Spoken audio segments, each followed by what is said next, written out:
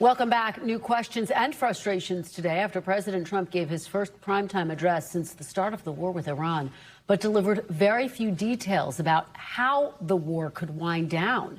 In a roughly 20-minute-long speech, the president praised U.S. military operations, saying Iran has been eviscerated and is essentially no longer a threat. The president went on to say the war, which is now in its fifth week, will end shortly, while also saying the war will continue until the military objectives were fully achieved. I've made clear from the beginning of Operation Epic Fury that we will continue until our objectives are fully achieved. Thanks to the progress we've made, I can say tonight that we are on track to complete all of America's military objectives shortly, very shortly. We're going to hit them extremely hard over the next 2 to 3 weeks. We're going to bring them back to the Stone Ages where they belong. Now, the president initially said the conflict would last for 5 weeks altogether, and in the weeks since, he has given several different timelines for when it could end. Look. We projected 4 to 5 weeks, but we have capability to go far longer than that. We'll do it. Are you thinking this week it will be over? No, Are you talking but soon. about days? I think soon. Okay, and with respect Very to... soon. But we're not ready to leave yet, but we'll be leaving in the near future. We'll be leaving in pretty much the very near future. We estimated it would take approximately 4 to 6 weeks to achieve our mission, and we're way ahead of schedule. We're finishing the job, and I think within maybe 2 weeks, maybe a couple of days longer to do the job. The president last night also renewing his threat that the U.S. will target Iran's civilian energy infrastructure if Tehran doesn't make a deal to end the war. Yet if during this period of time no deal is made, we have our eyes on key targets. If there is no deal, we are going to hit each and every one of their electric generating plants very hard and probably simultaneously. But just days ago, President Trump said Iran was begging to make a deal. They want to negotiate, and as they should, but I don't think they're ready to do what they have to do. We can have dialogue, but I don't want to do a ceasefire. I think there's a very good chance we're going to end up in a deal, and so we're giving it 5 days, and then we're going to see where that takes us. They are begging to work out a deal. I don't know if we'll be able to do that. I don't know if we're willing to do that. It's possible that we'll have a deal because they want to make a deal. They want to make a deal more than I want to make a deal.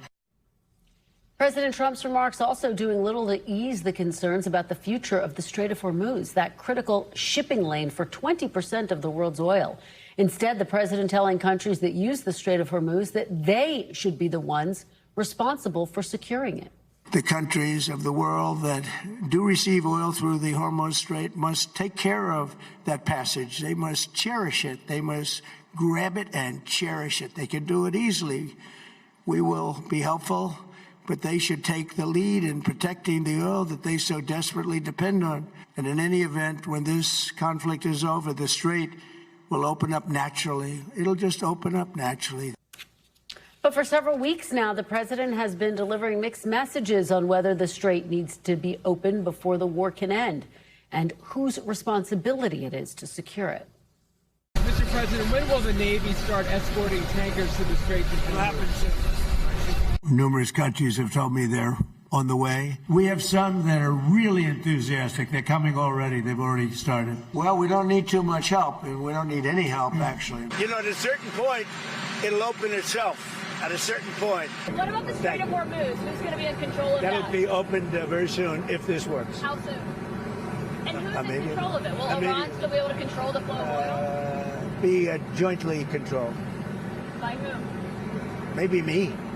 Maybe me. You want the United States to be in Me control? and the Ayatollah. What happens to the Strait, we're not going to have anything to do with because these countries, China will go up and they'll fuel up their beautiful ships and they'll leave and they'll take care of themselves. There's no reason for us to do it.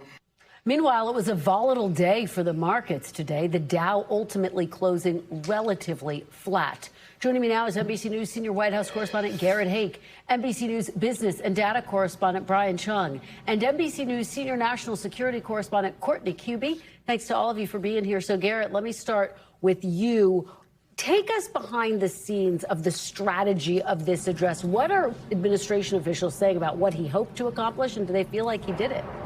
Well, White House officials were hoping to reach beyond the people who watch a newscast like this one and follow the war's developments very closely, and reach the people who might only be sort of in communication with the war at the gas pump, where they're noticing these prices going up, or they're watching their 401ks tick down, and to essentially reassure people in their view that there is a plan, and that plan involves ending this war sooner rather than later. But if they were effective, it's hard to see where. You mentioned the markets being flat today, no major change in gas prices, and the strikes on both sides of this conflict continued today. So we're kind of jogging in place, but with the White House doing, I suppose, their level best, pulling out the big rhetorical guns with a primetime address to try to convince people that somebody's in charge here. Yeah, and Garrett, it was so interesting because throughout the day he'd stoked tensions with NATO. He did have some tough words for allies in his address, but he didn't specifically mention NATO, which, by the way, came as a relief to some of his Republican allies. What are you hearing? What are your sources telling you there? Is the president serious about potentially wanting to pull out of NATO? If he's serious about wanting to do it, Kristen, that's one thing, but he's not actually able to do it. The idea of pulling out of NATO is something that would probably get, maybe 30 votes in the Senate. I'm not on Capitol Hill much anymore, but this is just a lot popular with members of Congress really in either party. And the law was changed during the Biden administration to make these musings from the president about leaving NATO mostly simply musings, unless he wants to go in front of Congress and get them to vote affirmatively to do it. I mean, it feels like kind of one of those things where you lash out most at the people you love. Here you get the president incredibly frustrated that none of the various options he's talked about as relates to the Strait of Hormuz have worked out in the way that he would like. NATO's someone he can beat up on, and now we've got really one of his favorite people to talk through any of these issues, Mark Rutte, the NATO Secretary General, coming here next week to likely try to calm things still further. Yeah, and Garrett, also, it was notable. I want to ask you about something the president posted, video on his social media site. You see it right here, claiming an attack on a major bridge near Tehran, with the president saying it's the biggest bridge in Iran, comes tumbling down. He also threatened further attacks. How does this fit into his broader strategy and this use of video that we've seen from this president? Well, look, it's gunboat diplomacy, right? I mean, this is a president targeting something that is basically civilian infrastructure. This goes beyond the military goals that have been laid out, disrupting a nuclear program, a missile program, a navy, and an ability to, express Iranian power outside of Iran. Which one of those things is best disrupted by blowing up a civilian bridge? That's not a clear answer right now. But if you're the president and you are trying to force negotiations, which the Iranians say don't exist, into being something that is actually happening, that's the next logical step. But again, he risks international backlash. He risks inviting Iran to strike critical infrastructure in the region, too. It feels like the kind of thing that gets you further into a war rather than closer to out of one. All right, Garrett Haake at the White House for us, covering every twist and turn of this war with Iran. Garrett, we really appreciate it. Thank you for that. Courtney, let me turn to you. So when I was talking to the president's allies heading into the speech, they said they wanted clarity on the strategy to get out of the war and the timeline. Instead, he said, we'll be out soon. And he said, we're going to bomb for the next 2 to 3 weeks. What are you hearing about the actual timeline? Is it 2 to 3 weeks, or is that just another gambit and the next phase of this war? No one will deviate from what the president says in the military. They say, when you ask about a timeline, they say, we're not going to talk about it. Well, the president said 2 to 3 weeks. Well, then that must be it. So we have no idea if that's actually legit. One thing that we do know is if you just kind of look at sort of the metrics here, which are relatively vague. The U.S. has hit more than 13,000 targets. The Israelis have hit thousands more. There are only so many military targets that they went into this war planning to hit. Now, there are additional things that the president's been threatening that may not have been on the original list, things like that bridge that you just saw the video of, the electrical grid, so that could add to it. But there is a point where they will basically exhaust all of their military targets. And theoretically, that could be in 2 to 3 weeks. The big question is, will there be anything else besides the airstrikes that we have seen now go on for more than a month? Yeah, and someone saying to me he essentially left the door open for the possibility of putting U.S. troops into Iran. I want to play you, speaking of military capability, a little bit of what President Trump had to say last night about that. Take a listen. Their Navy is gone. Their Air Force is gone. Their missiles are just about used up or beaten. Taken together, these actions will cripple Iran military, crush their ability to support terrorist proxies, and deny them the ability to build a nuclear bomb. What do you make of those claims, Court, based on what you're hearing? Are they accurate? They're pretty close to accurate. I mean, yes, the conventional military in Iran has been really badly damaged here. So their ballistic missile capabilities, many of their launchers, not all of them, many of their actual missiles, not all of them. They have taken out quite a bit of their capability, their drones, some of their mines, some of their anti-ship cruise missiles. But the reality is, Kristen, they've not taken them all out. And I find it very difficult to envision a scenario where they can, where they can be sure that they have taken out every possible threat from Iran.